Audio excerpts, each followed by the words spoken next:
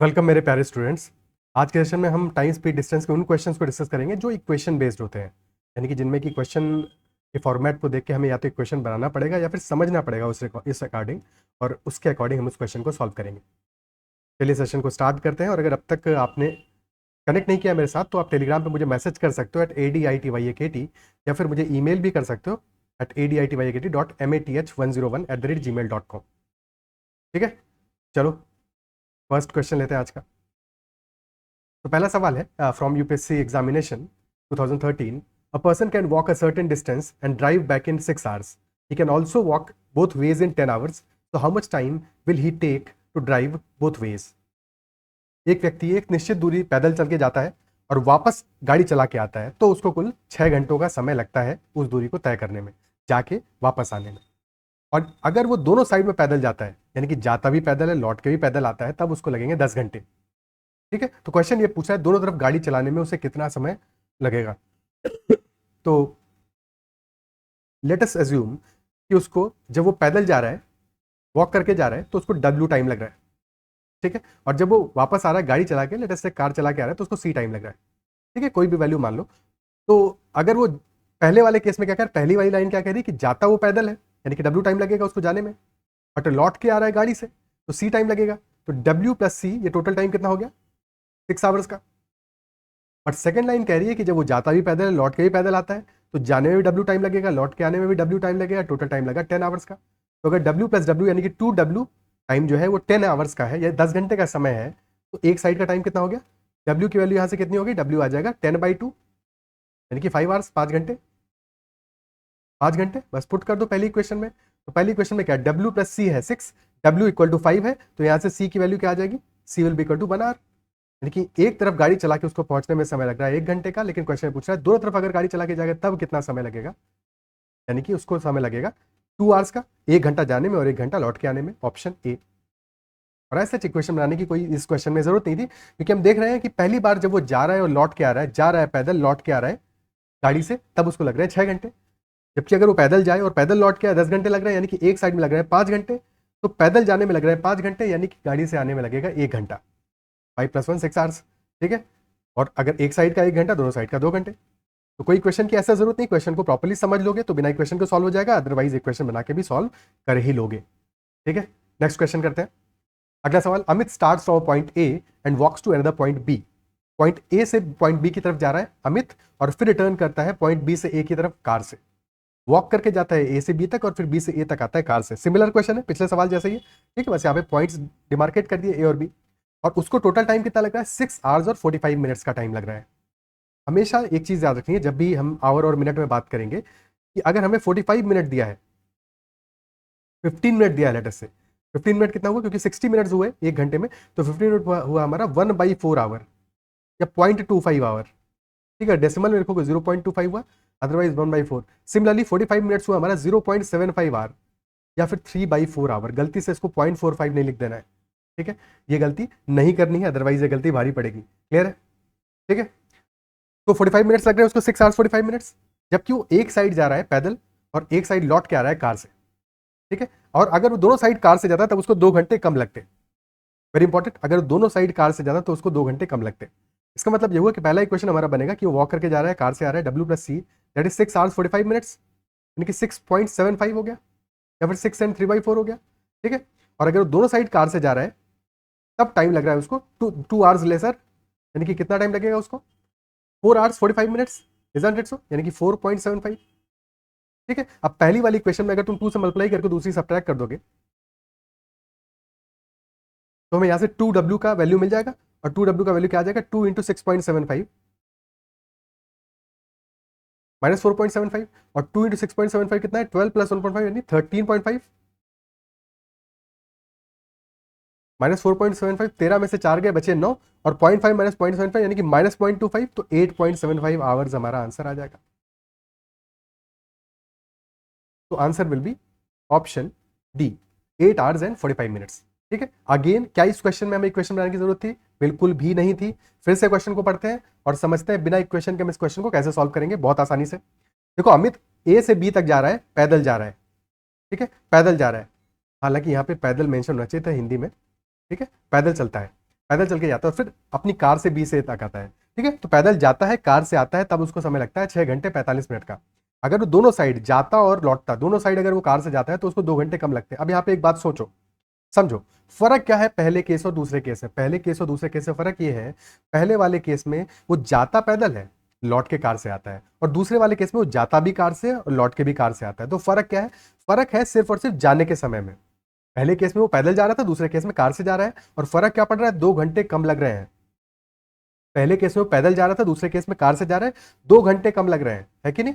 तो अगर वो पैदल की जगह कार से आता है तो 2 घंटे कम लगते हैं, लेकिन अगर कार की जगह पैदल जाएगा तो तब 2 घंटे ज्यादा लगेंगे, तब 2 घंटे ज्यादा लगेंगे। Isn't it so? यानी कि बेसिकली हमें ये बात समझ में आ जाती है, अगर ये बात तुम ध्यान से पढ़ के समझ पाए हो तो हमें ये बात समझ में आ जाती है कि कार से जाने में जो टाइम लग रहा है वो पैदल जाने में लगने वाले टाइम से 2 घंटे कम है, 2 घंटे कम है, ठीक है।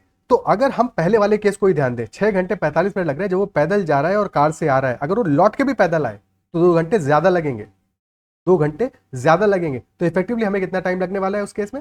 6 आवर्स 45 मिनट्स प्लस 2 आवर्स, यानी कि 8 आवर्स 45 मिनट्स का टाइम लगेगा। क्या ये बात समझ पा रहे हो?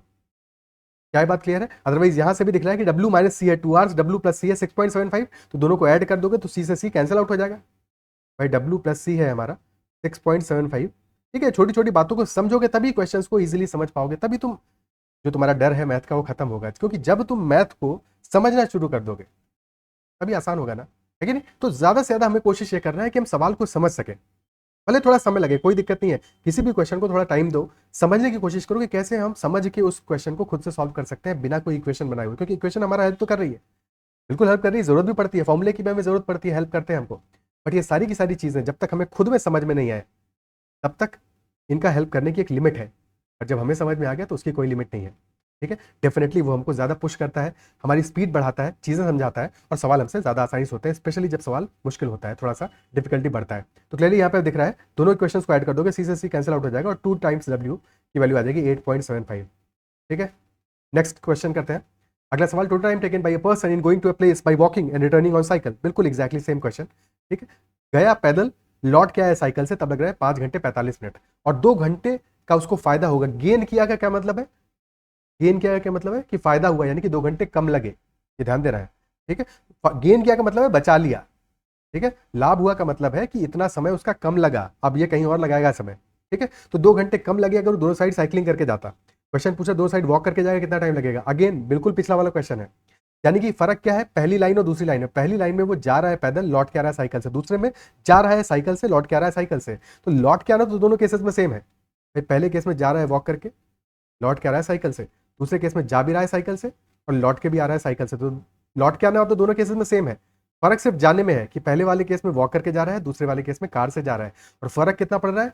2 घंटे का फर्क पड़ रहा है, यानी कि साइकिल से जाने में 2 घंटे कम लग रहे हैं। यानी कि अगर वो पहले वाले केस में तो वॉक कर ही रहा है, दूसरे वाले केस में भी वॉक करेगा तो उसको 2 घंटे और ज्यादा लगेंगे, यानी कि 5 घंटे 45 मिनट ऑलरेडी उसको लग रहे हैं, 2 घंटे और ऐड कर लो, 7 आवर्स 45 मिनट्स उसको टाइम लगने वाला है, ठीक है। ऑप्शन बी आंसर आ जाएगा। क्लियर? ठीक है, नेक्स्ट क्वेश्चन करते हैं। A train travels at a certain average speed for a distance of 63 kilometers. एक ट्रेन एक निश्चित औसत गति से 63 किलोमीटर की दूरी को तय करती है, and then travels the distance of 72 kilometre at average speed of 6 kilometre per hour more than its original speed. और फिर अपनी मूल गति से 6 किलोमीटर प्रति घंटा अधिक की औसत गति से 72 किलोमीटर की दूरी को तय करती है। पहले जाती है एक उसकी एवरेज स्पीड से, मान लिया एवरेज स्पीड उसकी एस है, 63 किलोमीटर जाती है, ठीक है। और फिर उसके बाद में 72 किलोमीटर जाती है, लेकिन अपनी जो स्पीड है, अपनी जो चाल है वो 6 किलोमीटर प्रति घंटा और बढ़ा देती है। और इस वजह से जो पूरी यात्रा तय करती है ट्रेन, जो टोटल जर्नी ट्रैवल करती है, इट टेक्स 3 आवर्स, 3 घंटे का समय लगता है उसको। तो क्वेश्चन पूछ रहा है ओरिजिनल स्पीड क्या होगी ट्रेन की, यानी कि अगर हम ओरिजिनल स्पीड को मान ले एस, ठीक है, तो जाते समय क्या लग रहा है उसको, टाइम कितना लग रहा है? टाइम लगेगा क्या? डिस्टेंस डिवाइडेड बाई स्पीड, दूरी बटे चाल, 63 बटे स्पीड हमने मान ली है एस, और फिर बाद में वो 72 किलोमीटर और जा रही है, लेकिन अब स्पीड कितना है? एस प्लस 6 हो गया, और टोटल टाइम लग रहा है 3 घंटे का। क्या इक्वेशन समझ में आती है? ठीक है। ओके, अब इस क्वेश्चन को हमें सॉल्व करना है। यहाँ से सॉल्व करने से पहले सबसे पहले देख लो कुछ पार्ट हमारा कैंसिल आउट हो सकता है क्या, जितना पार्ट कैंसिल आउट हो सकता है उसको काट दो। जैसे हमें राइट हैंड साइड में 3 दिख रहा है, 3 दिख रहा है, 3 से कैंसिल आउट करोगे, यहाँ बचेगा 24, यहाँ बचेगा 21। तो हमारी इक्वेशन बन गई 21/s plus 24/s+6 that is equal to 1। अब सबसे आसान ऐसे क्वेश्चन को करने का तरीका है कि ऑप्शन का इस्तेमाल कर लो, ऑप्शन का इस्तेमाल कर लो, ठीक है। और ऑप्शन से देख लो हमें क्या वैल्यू मिलनी चाहिए।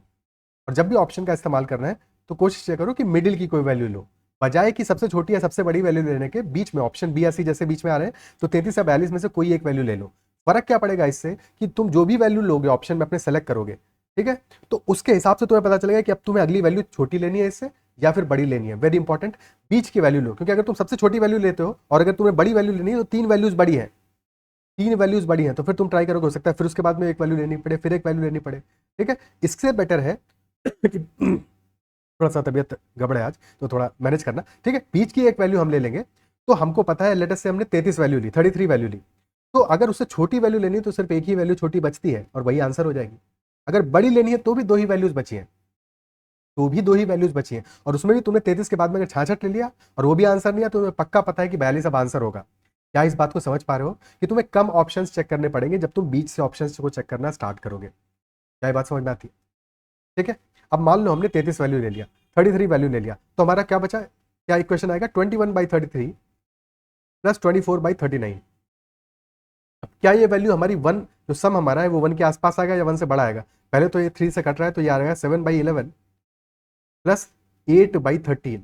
अब क्लियरली ये 1 तो नहीं आ सकता है, और डेफिनेटली 7/11 भी 1/2 से बड़ा है, 8/13 भी 1/2 से बड़ा है, तो ये वैल्यू हमारा, अगर दोनों वैल्यूज 1/2 से बड़ी है तो उनका जो सम है वो तो 1 से बड़ा आएगा, लेकिन 1 से बड़ा आएगा। क्या बात समझ में आती है?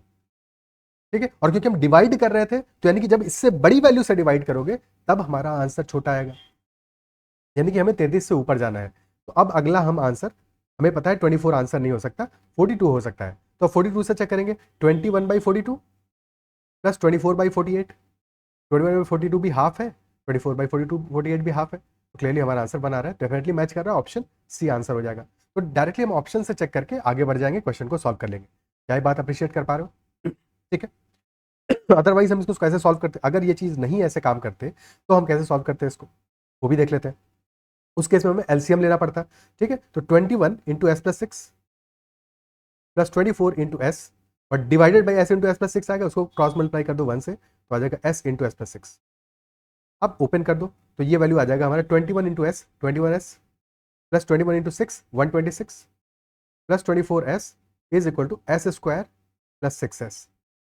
अब ये आ रहा है हमारा 45s, इसको राइट हैंड साइड में लेके जाओगे घट जाएगा ये, S square plus 6s minus 45s यानी कि एस स्क्वायर माइनस 39s, और ये 126 भी राइट हैंड साइड में जाके माइनस में हो जाएगा, ठीक है, ये भी माइनस में हो जाएगा, तो minus 126 is equal to 0। Okay.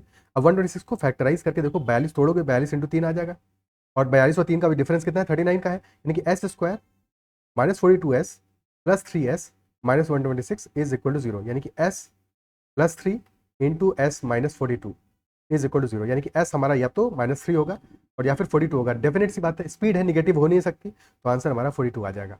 But इतना हम नहीं करेंगे, हम डायरेक्टली ऑप्शन से चेक करेंगे और क्वेश्चन को सॉल्व कर लेंगे। क्लियर है? ठीक है, आगे बढ़ते हैं, अगला क्वेश्चन करते हैं। अगला सवाल कह रहा है, a person travelled a distance of 50 kilometre in 8 hours, he covered a part of the distance on foot at the rate of 4 km per hour and a part on bicycle at the rate of 10 km per hour. How much distance did he travel on foot? एक व्यक्ति ने 8 घंटे में 50 kilometre की दूरी तय की है। उसने दूरी का एक भाग 4 किलोमीटर प्रति घंटे की गति से पैदल और कुछ भाग साइकिल से 10 किलोमीटर प्रति घंटे की गति से तय किया, तो उसने कितनी दूरी पैदल तय की? हर एक क्वेश्चन को पॉज करके खुद से सॉल्व करने की कोशिश करनी है, अगर नहीं कर रहे हो तो इस क्वेश्चन में ही पॉज करके ट्राई कर लो, ठीक है। अब देखो ऐसे क्वेश्चन को हम सॉल्व कैसे करेंगे। एक तरीका है एक क्वेश्चन बना के, हमें पता है टोटल 8 आवर्स का टाइम लग रहा है इसको।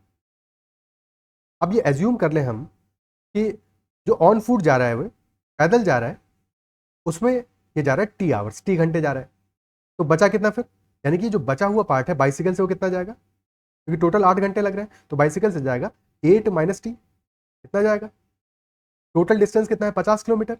अगर टी आवर्स जा रहा है फुट से और ऑन फुट उसकी स्पीड है 4 किलोमीटर पर आवर, 4 किलोमीटर प्रति घंटे, तो कितना डिस्टेंस ट्रैवल करेगा 4 इंटू टी, और फिर बाइसिकल से जाएगा 10 की स्पीड से, और टाइम लग रहा है 8 - 2 t, तो 10 × 8 - t, टोटल डिस्टेंस ऐड कर दोगे आ जाएगा इक्वल टू 50। ये हमारी इक्वेशन बन गई। अब इसको सॉल्व कर लोगे। क्या ये बात समझ पा रहे हो? ठीक है। अब ऐसे किसी भी क्वेश्चन में एक और छोटी सी बात है जो कि याद रखोगे तो हमेशा तुमसे गलती होने का जो स्कोप है वो कम हो जाएगा। वो ये है कि लास्ट में ये जरूर देखो कि क्वेश्चन पूछ क्या रहा है। क्वेश्चन पूछ रहा है उसने कितनी दूरी पैदल तय की। ठीक है, यानी कि पैदल के बारे में बात पूछ रहा है। ठीक है, तो हमेशा ऐसे केस में जब हमें एज्यूम करना है एक वेरिएबल तो पैदल वाला एज्यूम करो तो ज्यादा आसानी होगा, तो तुमसे गलती होने का स्कोप थोड़ा और कम हो जाएगा। क्योंकि अगर समय पूछ लिया होता मान लो डायरेक्टली, तो उस केस में कभी कभी गलती ये हो जाती है कि हमने टी को ही ऑप्शन में दिखा मार्क कर दिया। ठीक है, तो हमेशा कोशिश ये करो जो क्वेश्चन पूछा जा रहा है उसी डायरेक्शन में तुम अपना जो वेरिएबल मान रहे हो, जो वैल्यू माननी है उसको उसी डायरेक्शन में एज्यूम करो। हालांकि मैं एक और तरीका बताऊंगा इस क्वेश्चन को सॉल्व करने का जहाँ पे हमें वेरिएबल मानने की कोई जरूरत नहीं है, और हम उसी तरीके से एक्चुअल में इस क्वेश्चन को सॉल्व करेंगे, पर पहले ये तरीका देख लेते हैं। ठीक है, तो ये आ जाएगा 4t + 8t - 10t is equal to 50। तो हमारा 4t - 10t यानी -60 आ रहा है, -60 आ जाएगा। 50 - 80 यानी -30, माइनस से माइनस कैंसिल आउट हो गया, तो t इज इक्वल टू आ जाएगा 5 आवर्स। 5 घंटे का समय लग रहा है उसको पैदल जाने में। डिस्टेंस कितनी ट्रैवल करेगा? डिस्टेंस होगी 5 घंटे जा रहा है, स्पीड है 4 की, तो 20 किलोमीटर्स, 20 किलोमीटर की डिस्टेंस तय करेगा। ऑप्शन डी आंसर है। क्या ये बात समझ में आती है? ठीक है, अब इसी क्वेश्चन को करने का दूसरा और बेहतर तरीका समझते हैं। ठीक है, हमें क्या पता है, हमको ये पता है कि वो डिस्टेंस ट्रैवल कर रहा है 50 किलोमीटर्स की 8 आवर्स में। 8 घंटे अगर वो ट्रैवल कर रहा है, 50 किलोमीटर वो ट्रैवल कर ले रहा है। अब इसमें से कुछ पार्ट ट्रैवल किया है उसने ऑन फुट और कुछ पार्ट ट्रैवल किया बाइसिकल से। हम ये मान लेते हैं कि उसने पूरी की पूरी डिस्टेंस अगर ऑन फुट ट्रैवल की होती तो क्या कहानी बनती? अगर वो पूरी की पूरी डिस्टेंस ऑन फुट ट्रैवल करता, टाइम 8 घंटे है, डिस्टेंस की बात अभी छोड़ दो। ठीक है, अगर वो पूरे के पूरे 8 घंटे ट्रैवल कर रहा होता पैदल, 8 घंटे पूरा वो चलता और पैदल चलता, पाँव में पड़ जाते छाले, लेकिन डिस्टेंस कितना चलता वो? 8 घंटे चलता 4 की स्पीड से, तो 8 × 4, 8 4 32, यानी कि 32 किलोमीटर चला होता उसने 8 घंटे में। लेकिन एक्चुअल में वो 32 तो चला नहीं है, वो चला कितना है? वो चला है 50 किलोमीटर, 50 किलोमीटर चला है। यानी कि कितना ज्यादा चला है, कितना एक्स्ट्रा चला है? 18 किलोमीटर वो ज्यादा चला है। और ये क्यों चला है? क्योंकि वो कुछ पार्ट बाइसिकल से चला है, कुछ पार्ट वो बाइसिकल से चला है। अगर वो 1 घंटा पैदल चलेगा तो 4 की स्पीड से चलेगा, अगर वो 1 घंटा साइकिल से चलेगा तो 10 की स्पीड से चलेगा। यानी कि पैदल और साइकिल के बीच का फर्क कितना है?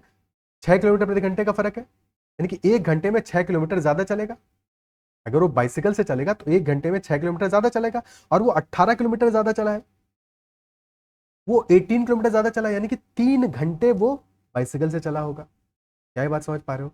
18 किलोमीटर ज्यादा चला है, यानी कि 18/3, सॉरी 18/6, क्योंकि 6 किलोमीटर ज्यादा चलता है 1 घंटे में, यानी कि 3 घंटे ज्यादा चला है वो। 3 घंटे वो बाइसिकल से चला है। और अगर 8 में से 3 घंटे बाइसिकल से चला है तो कितना बच गया उसके पास पैदल वाला टाइम? 8 घंटे में से 3 घंटे चला है बाइसिकल से। ठीक है, बाइसिकल बना दी तुम्हारे लिए। ठीक है, 8 घंटे चला है बाइसिकल से, तो फिर वो 8 में से 8 3 घंटे, और 5 घंटे चला होगा वो पैदल ऑन फुट। 5 घंटे में कितना चला होगा? 5 × 4, 20 किलोमीटर। फिर ठीक है, कोई भी एक वैल्यू एज्यूम कर लो, या फिर तुम ये मान लेते कि पूरा वो 8 घंटे चला है बाइसिकल से, तो 8 घंटे में चलेगा 80 किलोमीटर, लेकिन चला है 30 किलोमीटर कम, और एक 30 किलोमीटर कम चला है। और अगर वो 1 घंटा पैदल चलता है तो 6 किलोमीटर कम चलता है, यानी कि 5 घंटे पैदल चला होगा, तभी तो 30 किलोमीटर कम चला है। तो 5 घंटे में चलेगा 5 × 4 यानी कि 20 किलोमीटर। क्या ये बात क्लियर है? ठीक है, नेक्स्ट क्वेश्चन करते हैं। अगला सवाल, two ladies simultaneously leave cities A and B connected by a straight road and travel towards each other. दो लेडीज हैं, एक ए से निकल रही है, सिटी ए से निकल रही है, दूसरी सिटी बी से निकल रही है, दोनों स्ट्रेट रोड से कनेक्टेड है और एक दूसरे की तरफ चल रही है। ठीक है, ओके, क्लियर। तो पहली लेडी की जो स्पीड है travels 2 kilometre per our faster than the second lady. तो पहली महिला है दूसरी महिला की तुलना में 2 किलोमीटर प्रति घंटा तेज यात्रा करती है, और दूसरी महिला के ए पर पहुंचने से 1 घंटे पहले बी पे पहुंचती है। तो यानी कि हमें क्या बताया गया है कि जो फर्स्ट वाली लेडी है, किसी भी एक को फर्स्ट मान लो, ठीक है, फर्स्ट वाली लेटर से ए से चल रही है, सेकंड वाली बी से चल रही है। तो पहली वाली ए से बी तक पहुंचने में कितना समय कम ले रही है? 1 घंटा कम ले रही है, और स्पीड 2 किलोमीटर प्रति घंटे ज्यादा है। अगर हम इसकी स्पीड को मान ले s+2 और दूसरी वाली की स्पीड को मान ले s, क्योंकि पहली वाली की 2 ज्यादा है तो हमने दूसरी वाली की स्पीड को s मान लिया, पहली वाली की s+2 मान ली। तो पहली वाली को टाइम कितना लग रहा है? 1 घंटा कम लग रहा है। यही तो बात है, 1 घंटे कम लग रहा है। तो अगर दूसरी वाली को हम मान ले टाइम लग रहा है t, दूसरी वाली को मान ले कि टाइम लग रहा है t टोटल, तो पहले वाले को टाइम लगेगा t-1 और डिस्टेंस दोनों सेम ट्रैवल कर रहे हैं, तो ए बी डिस्टेंस हमारा क्या होगा, डिस्टेंस होगा स्पीड इंटू टाइम। पहली वाली की स्पीड है s+2, टाइम लग रहा है t-1, तो s+2 इंटू t-1 ये बराबर हो जाएगा दूसरी वाली की स्पीड है s, टाइम है t, और डिस्टेंस हमें गिवन है 24 किलोमीटर, ए और बी के बीच का डिस्टेंस 24 किलोमीटर है, तो दिस इज इक्वल टू 24, ये बराबर है 24 के। ठीक है, अब यहाँ पे इक्वेशन बना सकते हैं, तो इक्वेशन बना लेते हैं हम। क्या आएगा, सॉल्व करो इसको, इसको एक्सपेंड करो तो ये आ जाएगा s into T minus S plus 2t-2, और ये बराबर है s इंटू टी के, तो s इंटू टी ऐसे s into T cancel out हो जाएगा। अब ये पार्ट इक्वल टू 0 आ गया है कि नहीं, तो ये वैल्यू हमारा क्या आ गया यहाँ से, s is equal to 2t-2, यही तो आ गया। अब इसको पुट कर दो इस इक्वेशन में, तो वैल्यू आ जाएगी हमारी t into 2t-2 is equal to 24, या फिर 2 कॉमन ले लोगे तो अंदर आ जाएगा 2t into t-1 is equal to 24, 2 से काटोगे 12 बचेगा, तो t into t-1 is equal to 12, यानी कि दो वैल्यूज हैं जिनके बीच में एक का अंतर है और दोनों का मल्टीप्लीकेशन कितना आ रहा है, 12 आ रहा है, प्रोडक्ट कितना आ रहा है, 12 आ रहा है। क्या वैल्यूज होनी चाहिए, 4 और 3 होना चाहिए, 4 इंटू 3। ठीक है, अगर यहाँ पे टाइम और स्पीड नहीं होते तो फिर एक और वैल्यू एग्जिस्ट करती जब दोनों वैल्यूज निगेटिव में होती है हमारी, ये भी ध्यान देना है। टी होता हमारा -3 और t-1 होता -4, तो -3 इंटू -4 भी 12 आएगा, बट ये तब होता जहां पे निगेटिव वैल्यूज अलाउड होती, टाइम तो निगेटिव हो नहीं सकता, तो क्लियरली हमारा आंसर क्या होगा, 4 इंटू 3, देखिए टाइम हो जाएगा हमारा 4 घंटे, टी की वैल्यू आ गई 4 और टी की वैल्यू इक्वल टू 4, पुट कर दोगे तो हमें एस की वैल्यू आ जाएगी, एस आ जाएगा 8-2 यानी कि 6, एस आ गया 6 किलोमीटर प्रति घंटे, एस प्लस 2 आ जाएगा 8 किलोमीटर पर आवर, तो हमारा आंसर आ जाएगा 8 एंड 6। ठीक है, ऑप्शंस मैंने जानबूझ के हटाए थे इस क्वेश्चन में, अदरवाइज ऑप्शन एग्जाम में तो ऑप्शंस थे, तो क्लियरली 8 एंड 6 हमारा आंसर आ जाएगा। ठीक है, बट इस क्वेश्चन को करने का एक और बेहतर तरीका, क्योंकि यहाँ पे हम इस तरह से इस क्वेश्चन को सॉल्व नहीं करेंगे। ठीक है, कई बार अगर हमें वैल्यूज दी है, जैसे यहाँ पे हमें स्पीड का वैल्यू गिवन है और स्पीड का वैल्यू बहुत प्यारा सा वैल्यू दिया है 24 हमें वैल्यू गिवन है। ठीक है, 24 कैसे बन सकता है, या तो हो सकता है 1 इंटू 24, 2 इंटू 12, 3 इंटू 8, 4 इंटू 6, यही तो पॉसिबिलिटीज है। और क्वेश्चन हमसे क्या कह रहा है कि दोनों की स्पीड में 2 किलोमीटर का फर्क है, 2 किलोमीटर का दोनों की स्पीड में अंतर है, तो क्या यहाँ पे दिख रहा है कि 2 का फर्क कहाँ कहाँ पे आ रहा है भाई, या तो स्पीड इनकी बहुत कम होगी तो 2 और 4 हो सकती है, या 1 और 3 भी हो सकती है क्योंकि 2 का अंतर है, या फिर 8 और 6 हो सकती है स्पीड। क्या बात समझ पा रहे हो? ठीक है, या फिर ऐसा भी हो सकता था कि एक की स्पीड होती 6, टाइम लगता 4, या फिर एक की स्पीड होती 4, दूसरे की स्पीड होती 4 और टाइम लगता 6, क्योंकि 2 का गैप आ रहा है, इजंट इट सो? और या फिर ऐसा है कि अगर एक की स्पीड 6 है, दूसरे की होगी 8, टाइम लगेगा 3, क्योंकि क्वेश्चन में सिर्फ इतना नहीं दिया कि स्पीड में 2 का फर्क है, बाद में ये भी कहा गया है कि 1 घंटा पहले पहुंचता है, यानी कि टाइम में भी 1 घंटे का अंतर है, टाइम में भी 1 घंटे का अंतर है, तो हमें क्लियरली पता है कि ये दोनों कॉम्बिनेशन है 6 इंटू 4 और 8 इंटू 3। अगर तुम इतने छोटे छोटे नंबर्स के जो मल्टीप्लिकेशन है, फैक्टर्स है, गुणनखंड को तुम समझना शुरू कर दोगे, इतना दिमाग में क्लिक करना शुरू कर देगा, तो ये क्वेश्चन तो खट से खत्म हो गया यहाँ पे। ठीक है, एक की स्पीड आ गई 6, दूसरे की स्पीड आ गई 8, पहले को टाइम लगेगा 4 आवर्स का, दूसरे को टाइम लगेगा 3 आवर्स का, अदरवाइज फिर इक्वेशन बना के सॉल्व तो कर ही सकते हो। ठीक है, ऐसे तो किया ही जा सकता है, पर इसमें लगेगा समय, और ये तुम्हें तुरंत अगर स्ट्राइक कर गया तो क्वेश्चन वहीं का वहीं सॉल्व हो जाएगा। क्या बात समझ पा रहे हो? ठीक है, ओके, क्लियर है? सो इतने ही क्वेश्चन है आज के सेशन में। आई बिलीव सेशन पसंद आएगा, क्वेश्चन समझ में आएंगे। किसी भी क्वेश्चन में अगर कहीं पे भी डाउट रहता है कमेंट में मेंशन करना। अगर सेशन पसंद आए उसको लाइक जरूर करना है, और अगर अब तक चैनल को सब्सक्राइब नहीं किया है तो जरूर कर लेना। साथ में तुम्हारा कोई क्वेरी है, क्वेश्चन है, तो डेफिनेटली टेलीग्राम पे तुम मैसेज कर सकते हो मुझे, ADITYAKT पे, या फिर मुझे ईमेल भी कर सकते हो। That is all for this session. Bye bye, take care, ख्याल रखिए, पढ़ते रहिए।